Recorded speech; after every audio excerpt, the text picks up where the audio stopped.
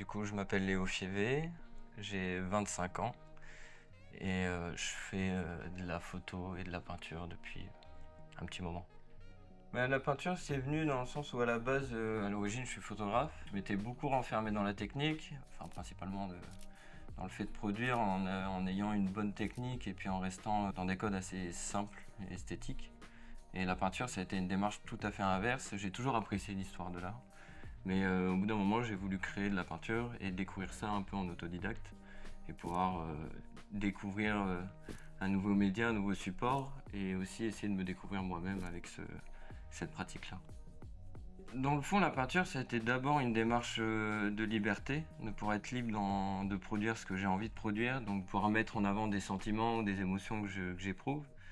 Et ensuite, j'ai voulu me créer un univers et avoir cet univers constant, pouvoir faire des critiques ou montrer des choses qui peuvent me perturber de la vie du quotidien aussi. Mes peintures parlaient plus que moi je parlais moi-même. Tu vois. Enfin, j'ai plus de mal à sortir des sentiments ou à mettre en mots ce que je peux penser. Alors qu'en peinture, il y a une plus grande légèreté. C'est pas moi qui parle directement, c'est mes toiles qui parlent pour moi. Mes inspirations dans le monde artistique, les figures artistiques qui m'ont le plus touché, ça a d'abord été premièrement les dadaïstes, qui est un mouvement artistique du début du XXe siècle. C'est un des premiers mouvements artistiques où là il y a une vraie réponse. Enfin, l'art sert surtout de réponse à l'absurdité de la guerre. Et j'ai trouvé que leur démarche de vouloir montrer l'absurdité par l'absurdité était excellente. C'était pas encore des artistes qui étaient reliés au système capitaliste, on va dire. C'était vraiment de l'art qui leur venait des tripes et ça m'a beaucoup inspiré. Dont Man Ray, qui est un des fondateurs du Dada, du mouvement Dada, qui était un photographe. Et moi, vu que ma démarche artistique a premièrement commencé par la photo, j'ai été plus facilement touché par ces photographes-là. Ensuite, il y a eu tous les artistes des années 80 de Brooklyn, New York, Andy Warhol, Basquiat et Keith Haring qui m'ont vachement inspiré. Et un photographe aussi à part, Jean-Paul Goude, qui était un des photographes de la Galerie Lafayette, qui retouchait énormément ses photos en les découpant. Et du coup, j'aimais beaucoup cette démarche de la texture. J'ai une culture beaucoup des années 80-90, enfin des productions des années 80-90 avec les Looney Tunes, Qui veut la peau de Roger Rabbit, Tex Avery et ainsi de suite. Peut-être aussi les échanges entre humains, entre personnes, ça c'est vraiment ce qui m'inspire le plus, je pense. Pour les matériels que j'utilise c'est un peu instinctif. Du coup, avant de commencer de peindre, j'ai eu plusieurs matériels en main. Donc j'ai commencé avec l'aérographe, qui est un pistolet à air qui propulse de la peinture. Après, j'utilise autant de la bombe que du Posca, que de la craie grasse.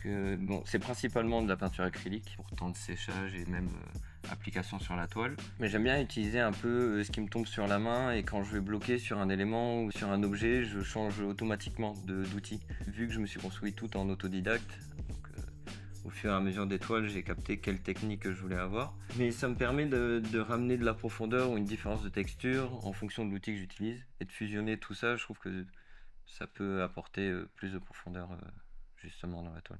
Après, maintenant, vu que j'ai un peu de tout dans ce que j'utilise, je peux les utiliser toujours différemment.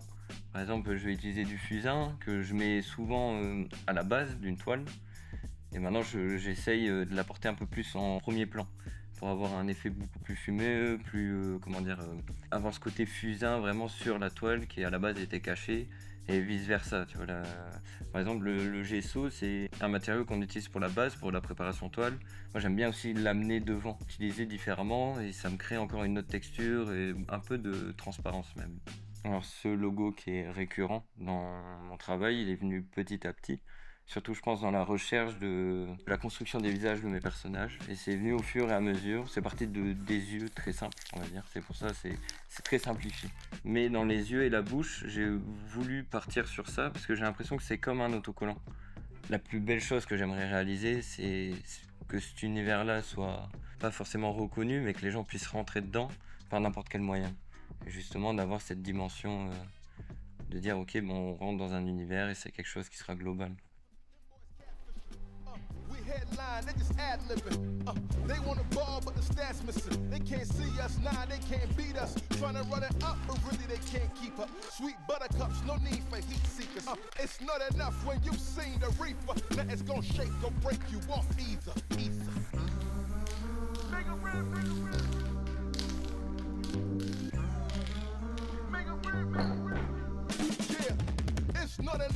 say you gon' see me. Wanna see you do it, cause talk is still easy. It's not enough to say you gon' beat me. Man, I've been around the town, you ain't greasy. It's not enough. Woo! Man, I'm calling on the bluff. It's time to wake up, man. It's not enough. Said I'm calling on the bluff. It's time to wake up, man. It's